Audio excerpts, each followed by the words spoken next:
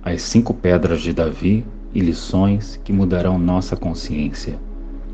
Seja muito bem-vindo ao canal Evangelho e Eu, tudo bem com você?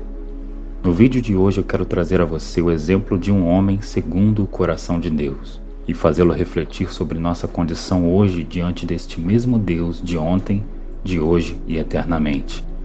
Vamos ser mais exortados, consolados e edificados? Hoje o estudo será um pouco longo e, portanto, exigirá de nós uma atenção maior às Escrituras, mas eu posso lhe garantir que ao terminar deste estudo você será muito mais edificado. Para começar nosso devocional, nós iremos ler o texto de 1 Samuel, capítulo 17, versos 1 ao 53, que diz assim: E os filisteus ajuntaram as suas forças para a guerra e congregaram-se em Socó, que está em Judá, e acamparam-se entre Socó e Azeca no termo de Damim.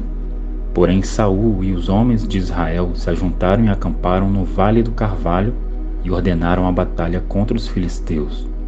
E os filisteus estavam num monte de um lado, e os israelitas estavam num monte do outro lado, e o vale estava entre eles.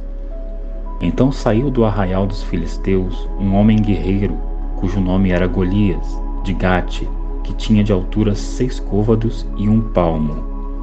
Trazia na cabeça um capacete de bronze e vestia uma couraça de escamas, e era o peso da couraça de 5.000 siclos de bronze.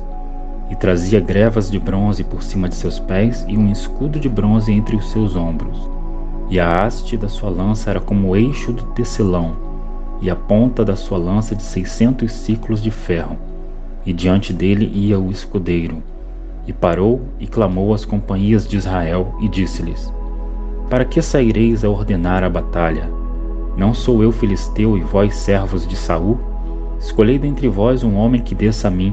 Se ele puder pelejar comigo e me ferir, a vós seremos por servos. Porém, se eu o vencer e o ferir, então a nós sereis por servos e nos servireis. Disse mais o filisteu: Hoje desafio as companhias de Israel, dizendo: Dai-me um homem, para que ambos pelejemos. Ouvindo então Saul e todo Israel estas palavras do filisteu, espantaram-se e temeram muito.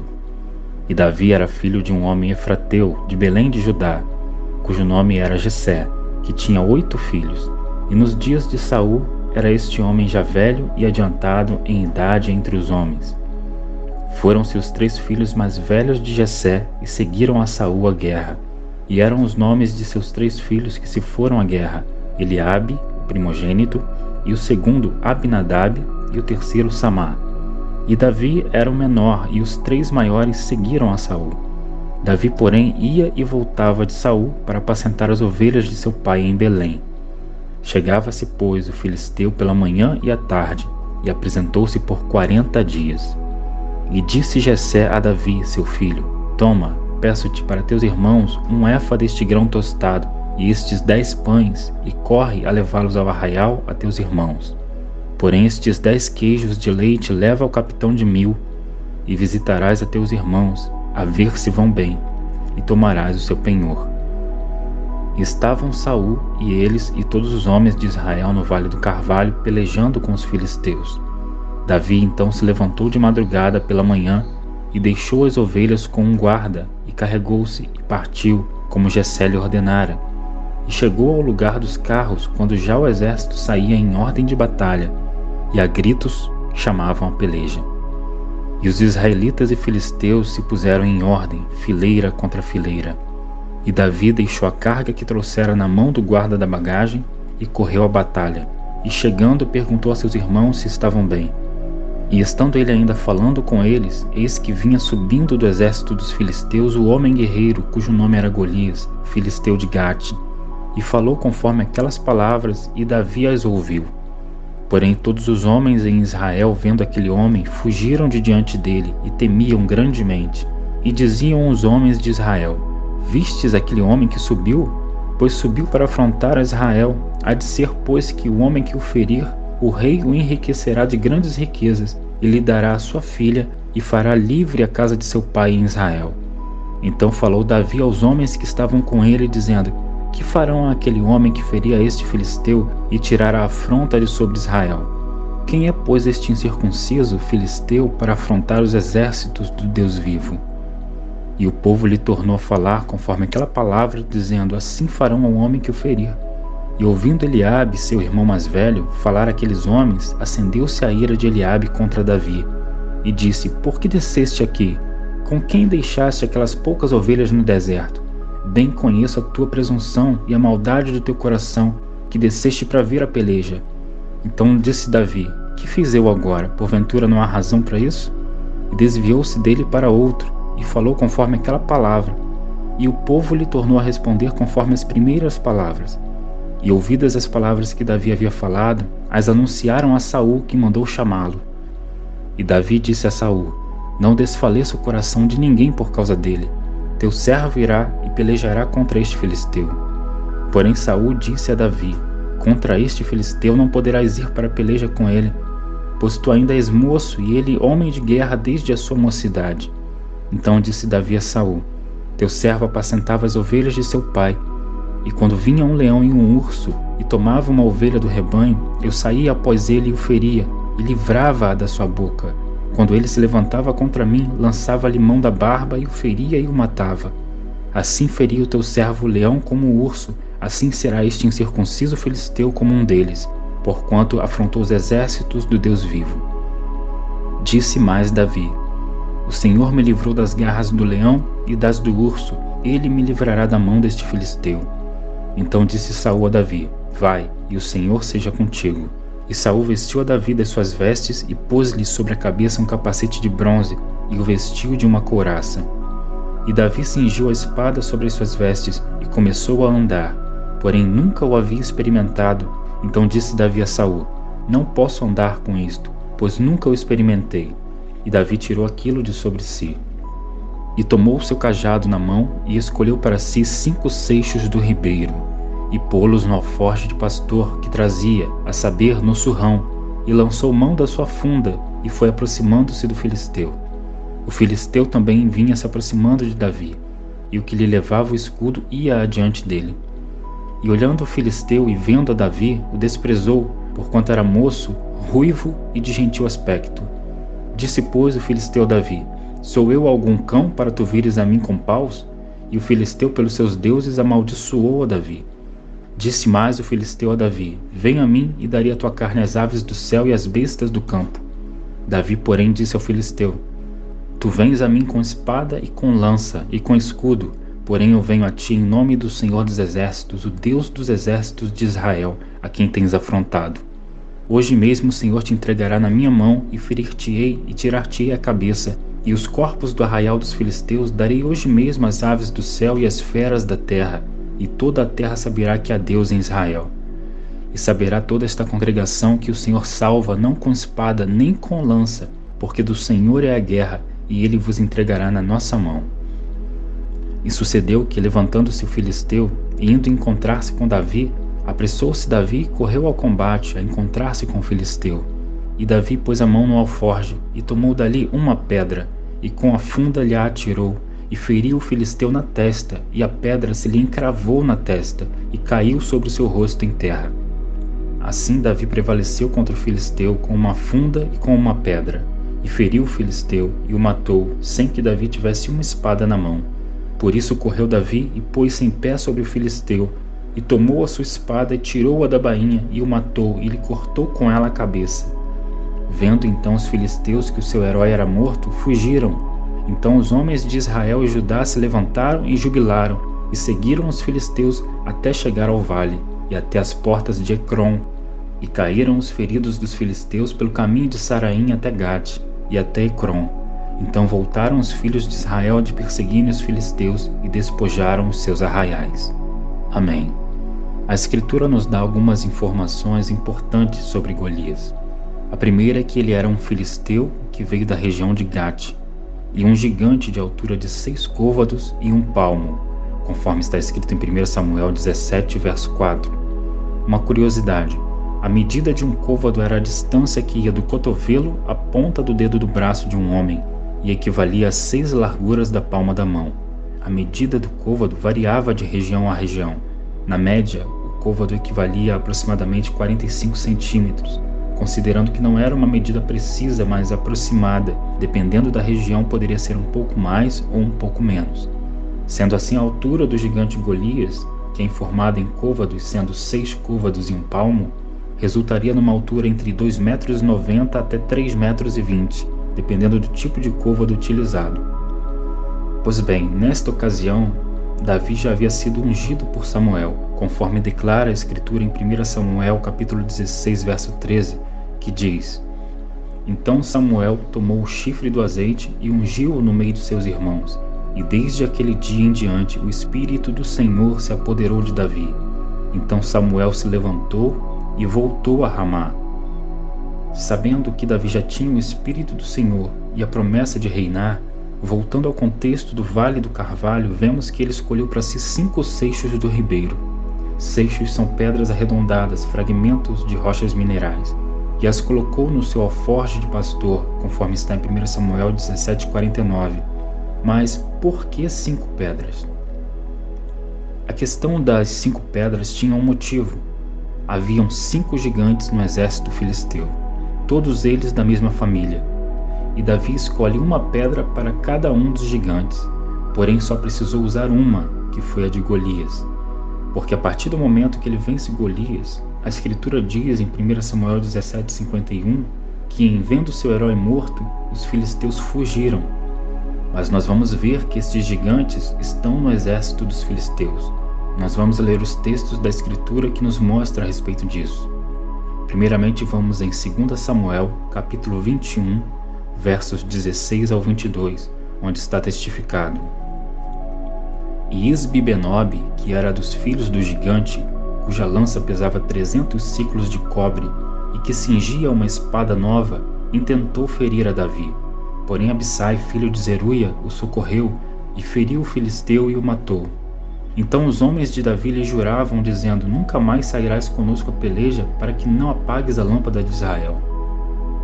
E aconteceu depois disto que houve em Gobe ainda outra peleja contra os filisteus. Então Sibecai, o Husatita, feriu Asaf, que era dos filhos do gigante. Houve mais outra peleja contra os filisteus em Gobe, e Elhanã, filho de Jaaré-Oregim, o belemita, feriu Golias o giteu, de cuja lança era a haste como órgão de tecelão. Aqui há um problema de tradução para o português, pois foi omitida a palavra irmão, irmão de Golias. Elhanã não feriu a Golias, neste contexto já morto por Davi quando Saul ainda era rei de Israel, mas feriu ao irmão de Golias, o giteu, de cuja lança era a haste como órgão de tecelão. Você não verá este erro, por exemplo, na versão inglesa King James, onde encontra-se escrito Slew the brother of Goliath the Gittite, ou matou o irmão de Golias o giteu. Mas prossigamos no texto, pois veremos em outra passagem a correção deste equívoco no próprio português.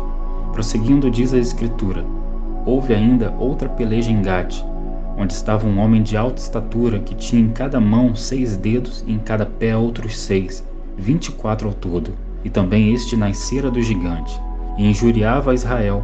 Porém Jonatas, filho de Simei, irmão de Davi, o feriu. Estes 4 nasceram ao gigante em Gate, e caíram pela mão de Davi e pela mão de seus servos.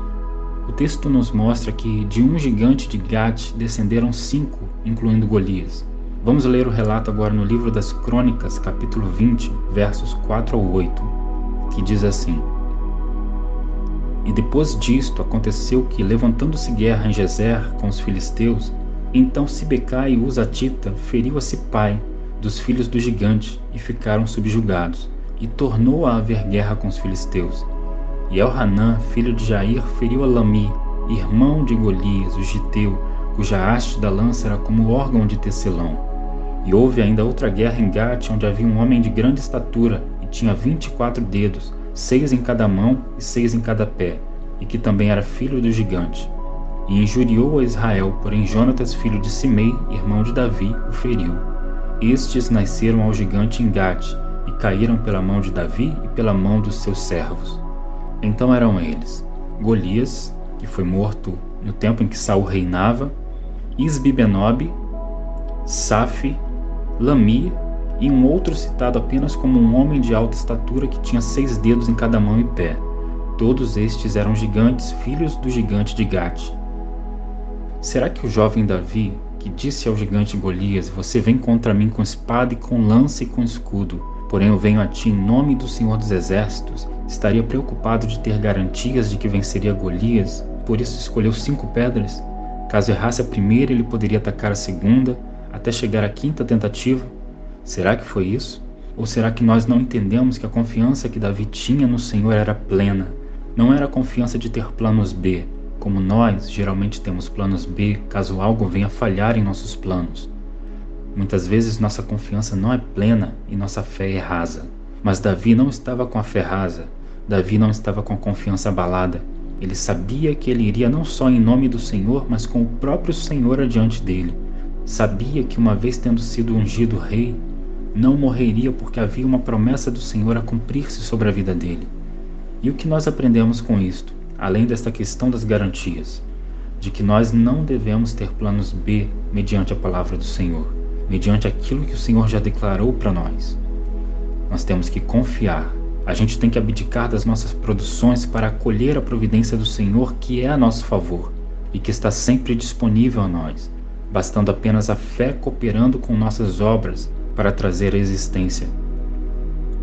Davi tinha a fé e sua fé cooperou com as suas obras, as obras da sua disposição de se preparar tomando as 5 pedras em seu alforje e a funda e sobretudo o seu ide, a ação de ir à batalha, acolhendo o socorro do Senhor, confiando na mão do Senhor, que também está sobre nós. Então nós podemos também aprender, além dessas garantias que a gente comumente carrega, caso algo dê errado no Evangelho em nossas vidas, naquilo que o Senhor falou para nós, e isso é falta de fé. Além disso, também aprendemos que não é Deus quem faz todo o trabalho. Ele age por meio de nós e nós precisamos estar preparados. Davi não pegou 5 seixos para fazer tentativa e erro com Golias. Ele pegou uma para cada gigante, nem mais nem menos, porque sabia que Deus não erra, e quem iria atacar aquela pedra não seria ele, mas o próprio Senhor por meio dele. Ele confiava no Senhor. Então isso nós aprendemos também, que nós precisamos ter fé, estar preparados e confiar no Senhor, e que o Senhor não erra. Mas também aprendemos que nós devemos tomar a responsabilidade em nossas lutas e ir adiante nelas, enfrentar o inimigo frente a frente sem temer, porque nós não nos garantimos em nós mesmos, mas naquele que está conosco, que é o Deus de Israel, que é o Deus das nossas vidas, o Criador de todas as coisas, que vai adiante de nós. Nós precisamos entender isso. Deus vai adiante de nós. Não devemos temer. O apóstolo João diz que o perfeito amor lança fora todo medo, porque quem teme não está aperfeiçoado no amor. E aí você passa a entender porque quem teme não está aperfeiçoado no amor. Porque de fato, aquele que teme não confia, aquele que teme não entrega, aquele que teme não se torna um com o Senhor. Nós precisamos entender isso. Nós precisamos nos tornar um com o Senhor. Nós precisamos nos entregar ao Senhor. Nós precisamos confiar plenamente no Senhor. Esse é o tipo de relacionamento que Deus quer ter conosco. Um relacionamento de entrega, de confiança, de amor. De amor que nada teme, de amor que lança fora todo medo. E sobre ter planos B, garantias, reservas com Deus, em relação à palavra do Senhor, aquilo que o Senhor já declarou para nós, que já nos liberou, que já nos deu por meio da sua palavra a certeza de que está conosco, de que nós temos poder para ligar e desligar, e tudo que está ali contido nas Escrituras que nos dá esta certeza sobre ter estes planos B em relação ao Evangelho, em relação à palavra do Senhor em nossas vidas, isto já é declarar a derrota de antemão, porque é você considerar que a primeira opção e a melhor que você tinha já foi derrubada por terra. E se você, diante do Senhor, declara que tem planos B, é isto que você está declarando, que você já perdeu a primeira instância e que você está tentando um subterfúgio para tentar amenizar as consequências daquilo tudo. É assim no mundo, mas não pode ser assim andando com o Senhor. É assim no mundo, mas com o Senhor é sim, sim e não, não. Ou você se entrega ou você não está com o Senhor. Aquele que comigo não ajunta, espalha, e aquele que não é comigo é contra mim, disse o Senhor. E se você é com o Senhor, joga fora os planos B. Jogue fora porque você está declarando que você já foi derrotado quando você acumula planos B com o Senhor. Com o Senhor não tem isso. Ou você crê, ou você já está derrotado. Ou você crê para ser vitorioso, ou você já entregou os pontos. E foi assim com Davi. Davi creu. Davi não escolheu 5 pedrinhas para ficar tentando acertar Golias, como muitos filmes que nós já assistimos retrataram, por não ter a total clareza das escrituras. Mas não, cada pedrinha tinha um nome, e ele usou a pedra de Golias.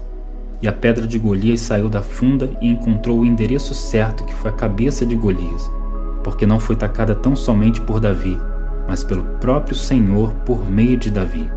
E o Senhor não erra. Haviam outras 4 pedras preparadas, uma para cada gigante. Só que uma derrocada foi suficiente para eles temerem e se retirarem e reconhecerem que eles haviam sido derrotados. Para concluir, é importante também dizer que Davi era um homem segundo o coração de Deus. E você também pode ser, se você entender o que isso significa. Ser segundo o coração de Deus não significa dizer que Deus tem preferências, mas quer dizer que é um homem que age, que pensa, que tem a sua consciência agindo conforme agrada a Deus. Então é uma ação do indivíduo e não de Deus. Não de Deus ter preferências. É alguém que escolhe, faz escolhas na sua consciência, na sua mente, no seu coração, nas suas atitudes, escolhas de fé e confiança que agradam a Deus. Viu como podemos tirar lições valiosas do caráter e personalidade de Davi que agradavam a Deus? Se você gostou desta mensagem, se inscreva no canal, clique no gostei e compartilhe com alguém. Você pode estar exortando, consolando e edificando uma vida que está precisando. Um dia de muitas bênçãos para você. Shalom Adonai.